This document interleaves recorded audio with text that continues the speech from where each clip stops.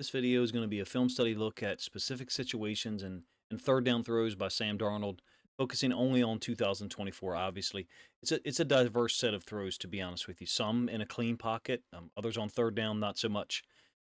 Many, in fact, will display his work against pressure. I try to present a balanced look at what he was able to accomplish in 2024 and maybe what the Seattle Seahawks can look forward to 2025. I do not think it was all just the coordination of efforts, but of Kevin O'Connell and their wide receivers like Jefferson and Addison. Darnold did his job basically. I don't see a reason why he can't be effective and play good football for the Seahawks in 2025. The primary barrier, in my view, would be offensive line play, which John Snyder in the front office tried to address in the draft. Has it improved enough? Has it improved enough to provide a consistent throwing platform for Sam Darnold on first down, but also third down when teams are going to be heavy pressure oriented as well? And then as such, if the offensive line has enough quality and depth to be effective consistently, then Clint Kubiak will be able to execute everything he wants them to do. When I say them, I mean Sam Darnold and any usage of Jalen Milroe.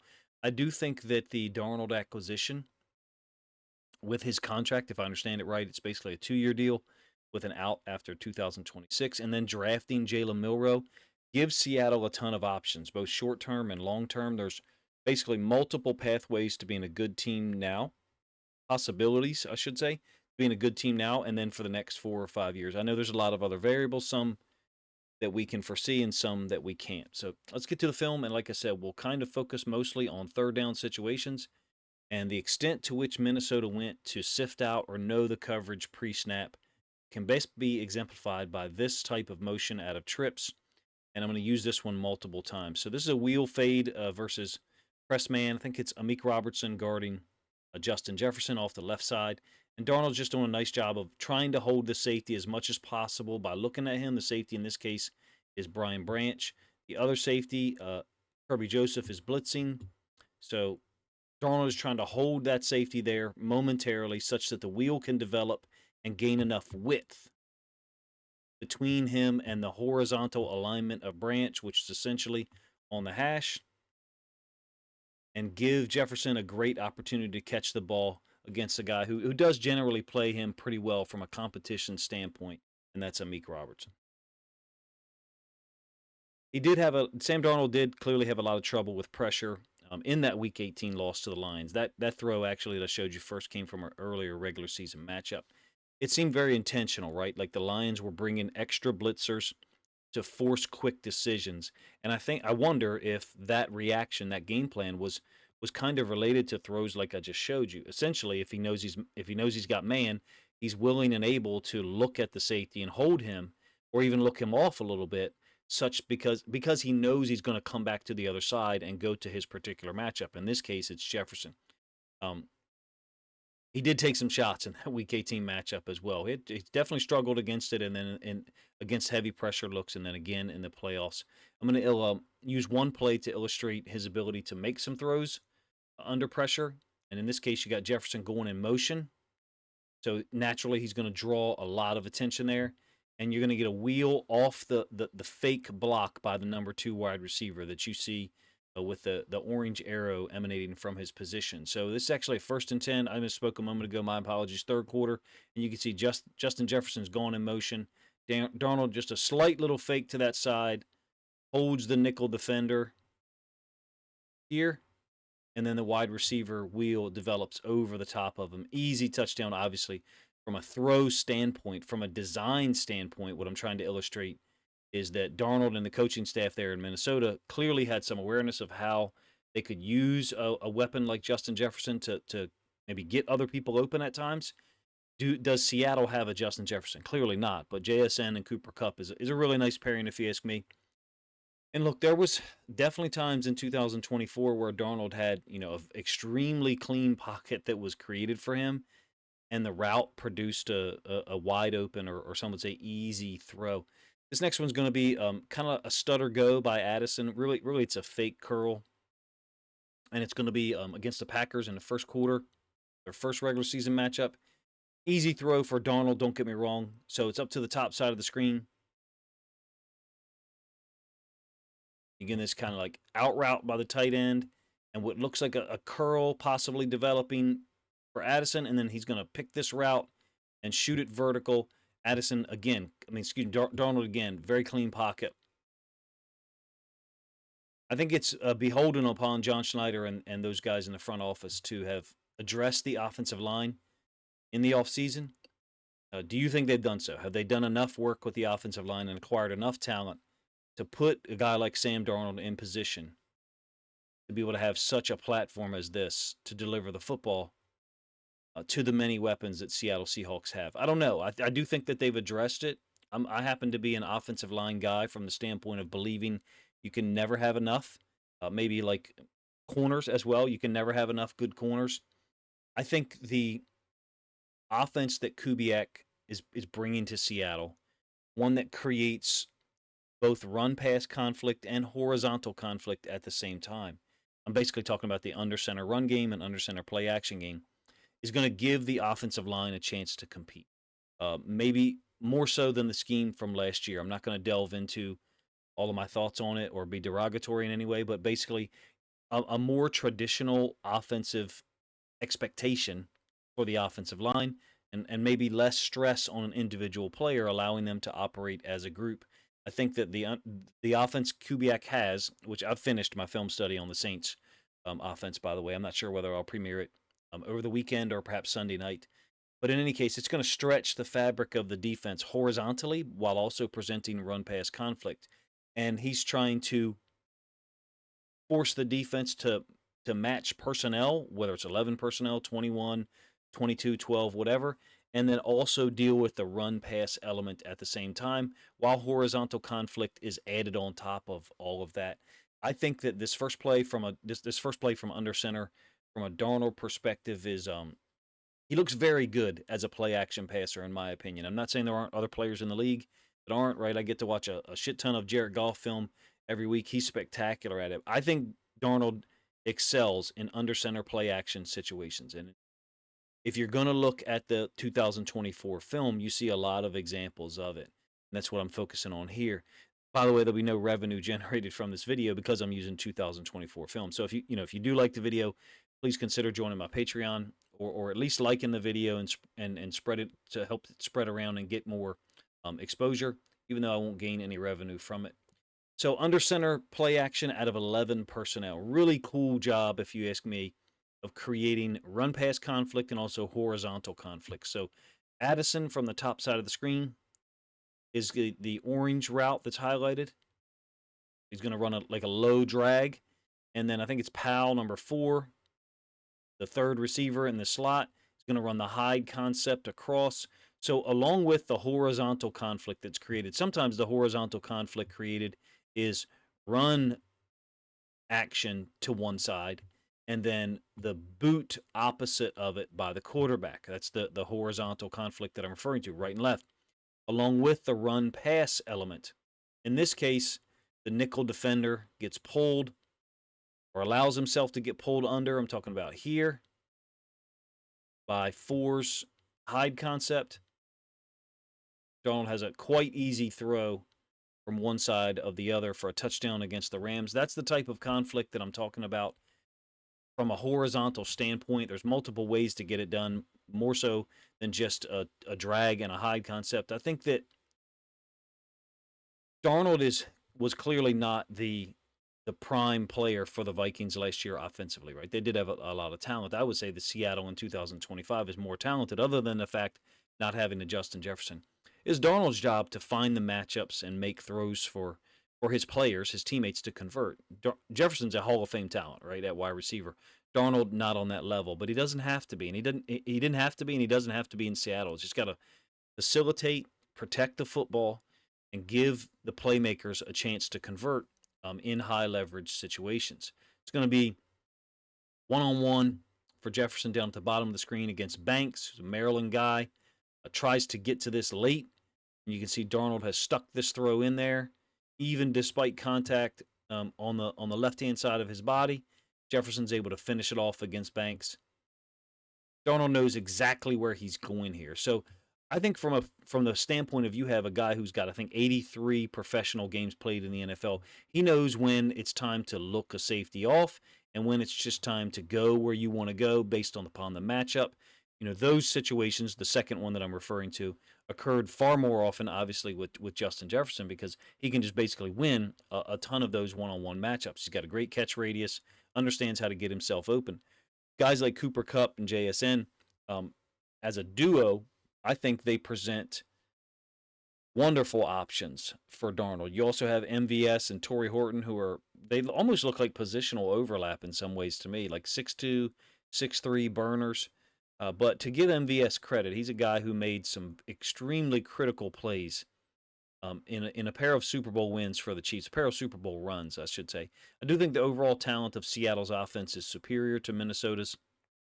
JSN is underrated nationally, if you ask me. Cup, maybe he's in the other direction, thought too highly of nationally, if you ask me. MVS, Bobo, Horton, the guy they drafted, a running back situation, I think has got a really great group there. Walker, Charbonnet, and Damian Martinez. I do like the tight end groups. I think AJ Barner is going to give Arroyo a run for his money in terms of getting on the field consistently. I don't think it's just a foregone conclusion that Arroyo is going to steal all of Barner's snaps. Like I said earlier, they used motion a lot last year out of trips to the field to kind of sift out the coverage. And in this case, you got the tight end, Hawkinson, working outside to in from a motion standpoint. He's drawing Ifeatu Melifonwu in with him, so essentially matched up in man. And that safety, Kirby Joseph, is blitzing. And yeah, he is going to get a hit on Sam Darnold that's quite violent, but the ball's already out. I don't think it's so easy to just say, well, teams are going to bring a ton of pressure against us and force Darnold to make quick decisions. The Lions were the team that I think kind of drew that blueprint up late in the season. But what made it so dangerous for them was they would often keep the safety in the middle of the field. And because they were bringing a lot of pressure from a simplistic standpoint, that guy could just read Darnold's eyes. Darnold didn't have time to look anyone off. And that's one of the soft skills that I want to use to mention. Darnold will look people off if he has time. If teams are going to bring heavy pressure and let the free safety just immediately read Darnold's eyes, then he's going to have to stick some throws in there, and Kubiak is going to have some better design principles than Kevin O'Connell was able to come up with to match those concepts to reality, as some of the blame lies with Kevin O'Connell too. I do think there was plenty of times where Darnold and the offensive scheme there relied on Jefferson to get other people open. But I expect a balancing of targets in Seattle, meaning not just a total dedication to getting Kupp the ball. He's not going to get 190 targets, right? Like 2019 or 2020, whatever year it was. And the Rams still went out of their way. They went to great lengths to get him the ball and to design situations for him and Puka Nacua to succeed. Seattle, I think, is going to be more egalitarian or more spread out in terms of their intention.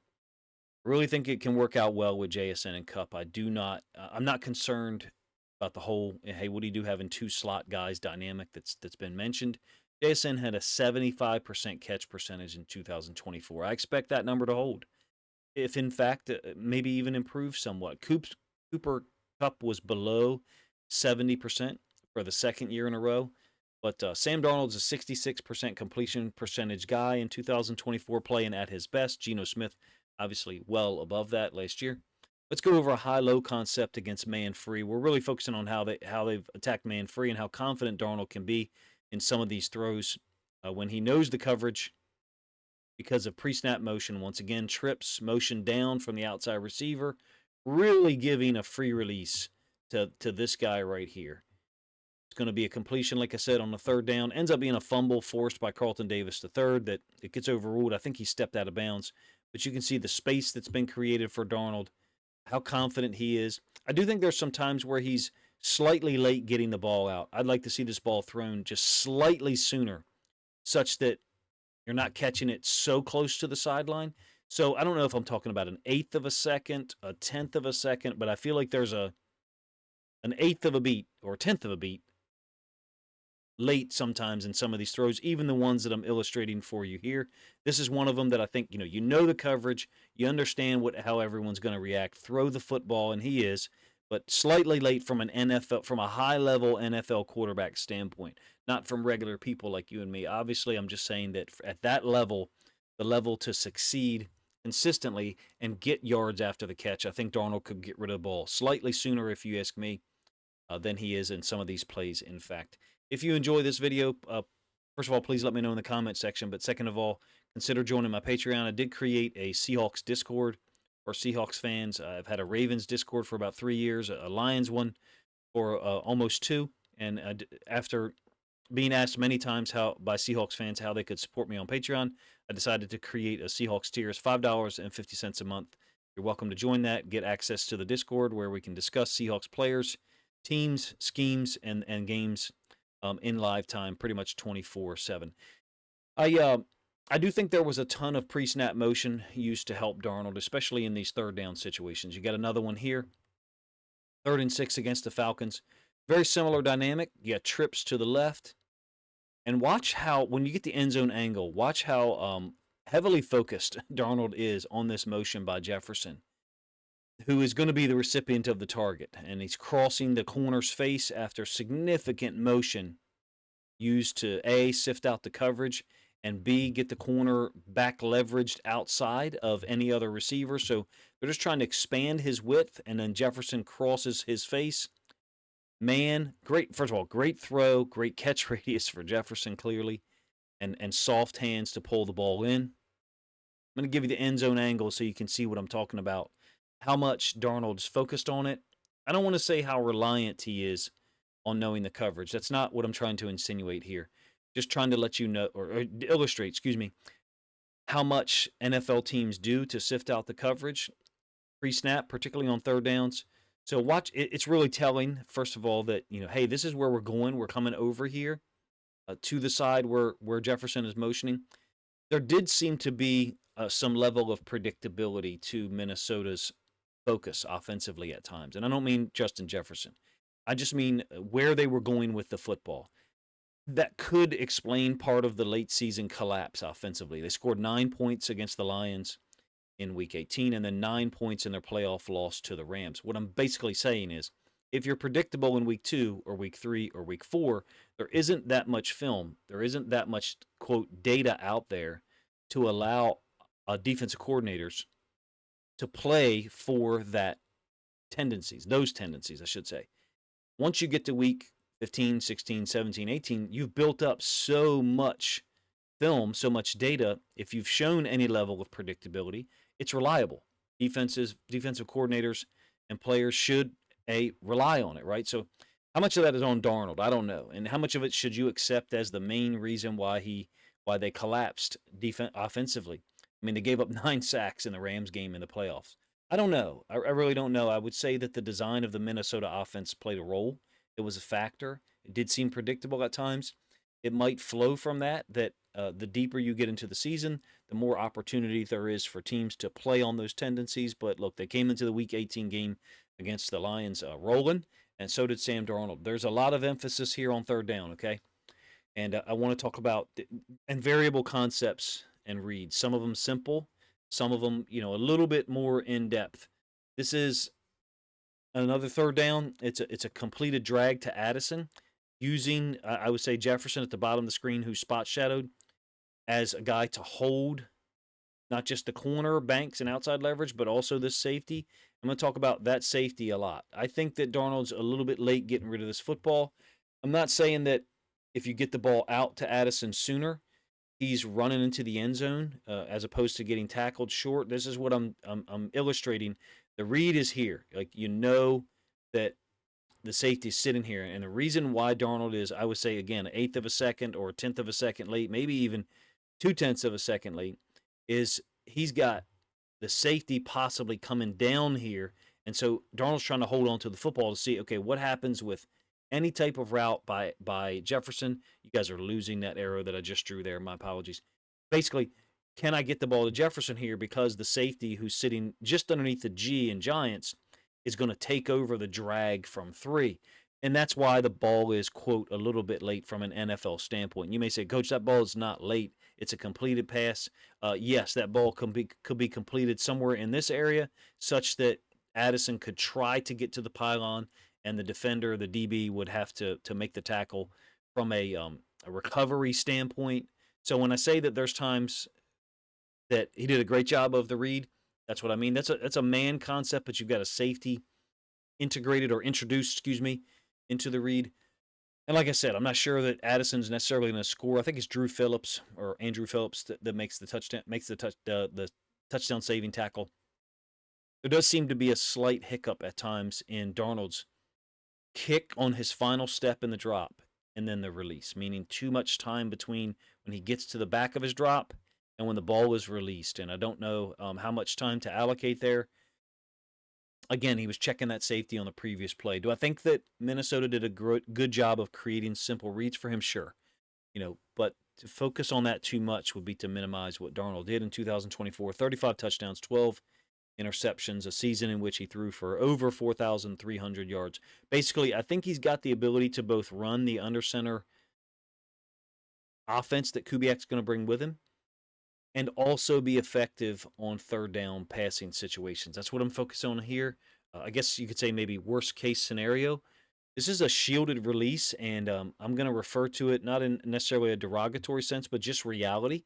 When you know the coverage is man, you can use releases, staggered releases in this case, by receivers to shield a third receiver, and that's really what's happening here. You've almost got like a double pick for the inside receiver, such that his defender is the stacked or staggered guy, and he just cannot get to this out concept on this 3rd and 6. Darnold, I would say, I don't think he's late getting this ball out on this one. He understood what was happening, but there just does seem to be times to me where you're almost waiting for him to throw the football. This one is not one of them. Look, the ball was thrown before Powell has turned wide open into the flats. The only thing I would add is when there is tighter coverage, he does seem to have a little bit more of a lag time or delay in his release on some of those situations. So how much of it was the staff in Minnesota creating those situations for him that allowed him to get rid of the ball sooner generally? I don't know. But the pick and shield concepts, it's not a put down. It's just a reflection on the, first of all, I think probably the quality of overall play by defensive backs in the NFL. How many good DBs there are who can play man. And also how offensive coordinators and quarterbacks can recognize, okay, this is man. Let's use it against them. And Darnold happens to be the guy I'm focusing on here. It could have been Josh Allen. It could have been Patrick Mahomes. Could have been Jalen Hurts. And look, the team that, to me, uses picks, rubs, shield concepts the most to get people open is the Chiefs. It's a core element of what they do. The other one would be the Rams. Are there times where I wonder on some of these plays, okay, would Darnold have got that throw off as in time if there weren't such work done by the scheme to pick or shield a defender from being there? Yeah, there are, and especially when you combine pressure onto that. I think that's one of the ways you can explain what happened later in the year for Minnesota, along with real pass pro issues. Like I said, they gave up 9 sacks in a playoff loss to the Rams, only 2 in the Week 18 loss in Detroit, but a ton of pressure in his face. And in some of these cases, I think the holding on to the ball thing, if you're up 24-7, you don't want to force it, right, and risk a turnover. If you're in field goal range, taking the sack isn't a terrible option. I've got one here that is not the case of him holding the ball from a tactical standpoint. It's you could get the ball out sooner because of how the routes are developing. Again, it's a 3rd and 8. This is against the Texans. You got an in cut from the top of the screen. It's the orange route from that stacked twin side. It's going to end up being a sack for Will Anderson. And so I'm talking about this route here. Now, there is pressure in his face, and I will give you the end zone angle so you can confirm that and see what I'm talking about. So I get it. Like, it's unfair to say, well, coach, that's unfair to say you should expect him to deliver this ball in the middle of the field. There are times where you want to do that, depending on game situation, score, whether you're winning or losing, how much time is left in the game. When I give you the end zone angle, you'll see that the initial pressure is from this stunt here up the middle, not picked up well, and then Will Anderson's going to finish it off with a topside rush from our bottom side of the screen, the left-hand side of the Texans defense.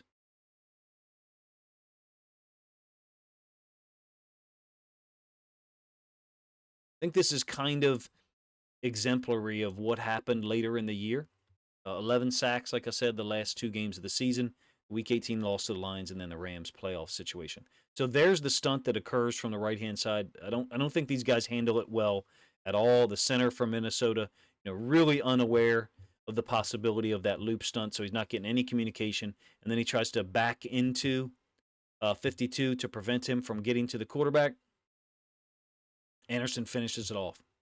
So Darnold is going through a look over to this side, and that could be why he misses the opportunity, in my opinion, possibly throw this ball. Like now, he's just come back to this side. The dig is developing off screen to our right.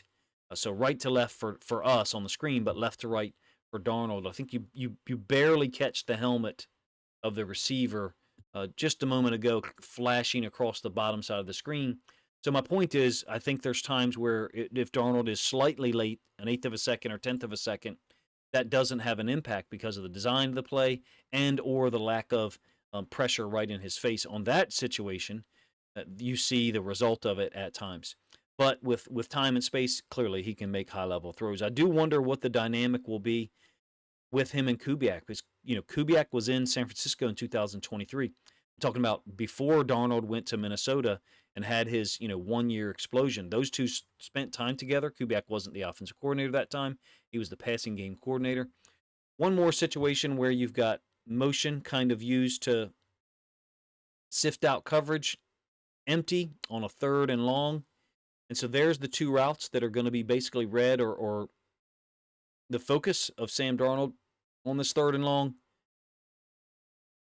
Very similar, I would say, conceptually to the throw to Addison down on the end zone, except, you don't have similar routes at all, in that this safety, Darnold is trying to determine, okay, is he going to handle this route from the other side, which I think is Jefferson, or is he going to deal with this guy? And once that's sifted out, once that is determined, Darnold knows where to make his throw.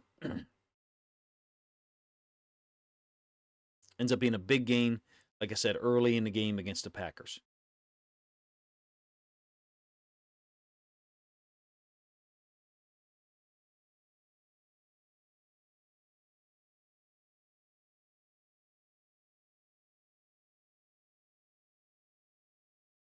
It's a difficult proposition, obviously, for quarterbacks, offensive staff. They face different teams every week, and each team on defense has their own patterns of coverage and how they deal with things, whether it's on base downs or, in this case, a 3rd and 10. Now, this is a sticks look. So sticks heavy pressure look by the Packers on a 3rd and 10, and they're going to drop out. Well, how does Minnesota know this? How does Darnold know this? You get motion across, and there's no reflection, no matching of anyone who's assigned man. So he pretty much knows that he's going to get some type of zone. In this case, it turns into a Tampa 2. So different areas of the field, teams have their patterns of what coverages they play on 3rd down. Now, this is a great throw to Addison over the top. Maybe this throw is a yard, half a yard too high. Darnold's trying to get it over top of the second-level defender, so he can't play a role in it. Addison elevates to go get it. Like I said, it's a Tampa 2 where they're dropping out. Kubiak used enough motion for this for the Saints offense last year for me to be able to give Darnold as much information pre-snap as possible in 2025. I think they'd like to stay in as many predictable situations as possible. So let's watch the motion occur here and see Darnold's recognition of it. Okay, no one moves. So he knows that he's got either heavy pressure and someone dropping out, a zone blitz, or an actual zone, which is what this turned into. Like I said, it's a Tampa 2. Number 7, Walker, lined up on the line of scrimmage, is going to run the hash in between the 2 hashes in the middle of the field in a Tampa 2 designation. I just did a Tampa 2 video on YouTube. I'll link it up in the description. Feel free to check it out if you want to. It's about a 5-minute video. I talk about the Tampa 2 coverage. That ball maybe comes out of Darnold's hand a little bit unusual for whatever reason. High, if you will. Maybe that defender doesn't play as much of a role in why the throw is slightly high in my opinion. But in any case, it's a great catch, nice spot in the zone to attack over top of the second level defender inside of the corner against the Tampa 2. I think that Kubiak is going to want to stay with as many predictable situations as possible. And what I mean is under center concepts that Darnold is either handing the ball off on or is executing a play action concept. And so I'm going to play action technique, excuse me. I want to highlight two of those that you're going to see often, and this is actually going to be where I cut the video, and I'll focus on the under center run game in the Saints portion of it. And I'll use some film from 49ers 2023 as well. This is a concept you're going to get familiar with and probably already are because you face it a lot with the 49ers and the Rams. It's basically this doubling of the edge defender on a toss concept. So you're getting the edge defender to expand possibly with the initial block of the tight end and then a second tight end coming in. This delayed nature of that is really difficult to deal with from an edge defender standpoint. Additional to that, great block by Ayuk, the wide receiver, on a second level defender, and then the tight end who went in motion. So this is where guys like Fant, Arroyo, Barner are going to come into play. This tight end went in motion. He's going to first help kick out the edge defender and then work up to the corner, which in this case is Carlton Davis III, who since moved on to Detroit in 2024, and then now the Patriots for 2025. Look at the work that tight end does. This is going to be interesting to see how much of it Kubiak uses. I mean, everybody uses this play. Some teams run it 5 times a year.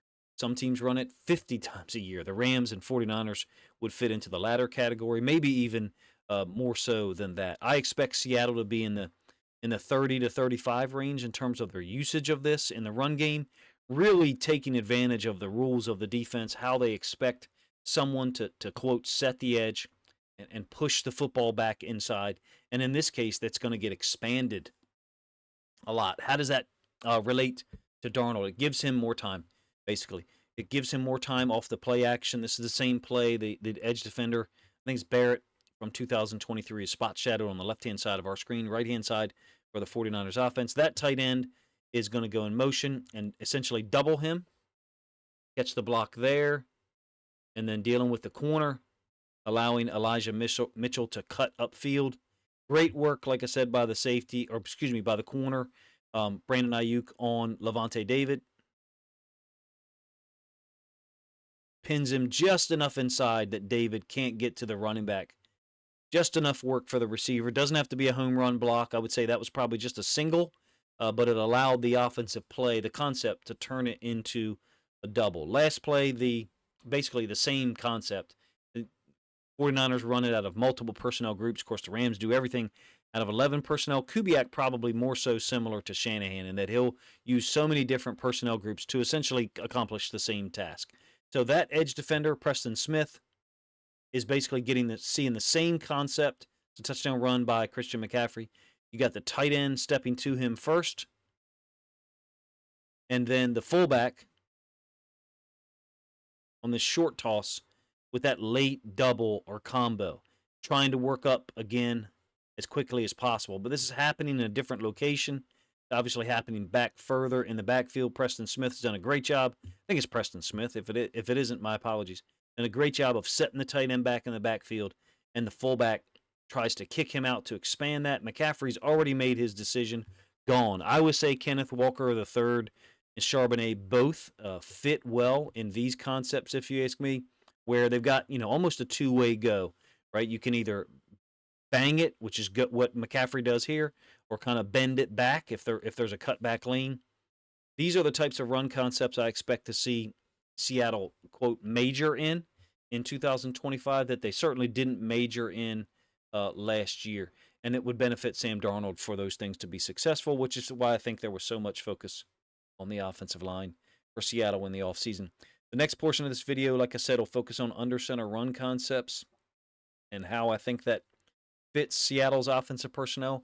I wish that we had a little bit more of an ability to project the offensive line moving forward, meaning what position will each guy be at.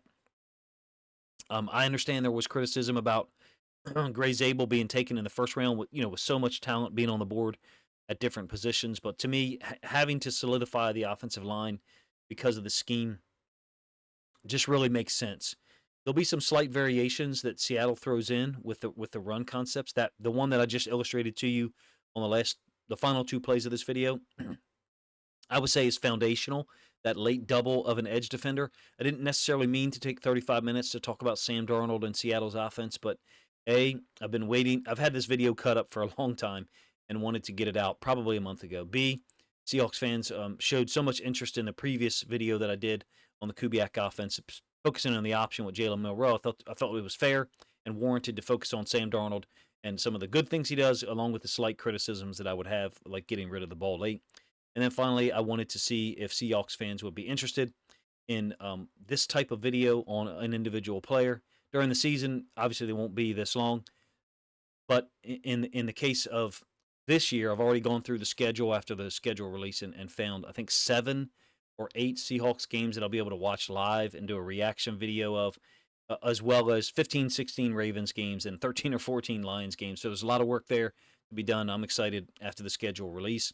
And so this kind of energized me to try to push this one and get it finished before the weekend. In any case, you guys let me know what you think of the video in the comment section, number 1. Number 2, if you think other Seahawks fans would enjoy this video about Sam Darnold and what he could bring to Seattle in 2025, please consider grabbing a link to this video, sharing it out on social media to help this content get more reach. And finally, if you did enjoy this one and you'd like to support my work via Patreon, again, I opened up a Seahawks Discord or aspect or tier to my Patreon. It's $5.50 a month. You can join, and the main perk is to get access to the Seahawks Discord community, which is a private community free of any trolls. So you could just discuss the team, schemes, and players as you wish. Pretty much 24/7 access to me and other Seahawks fans on the platform. Appreciate you guys' time.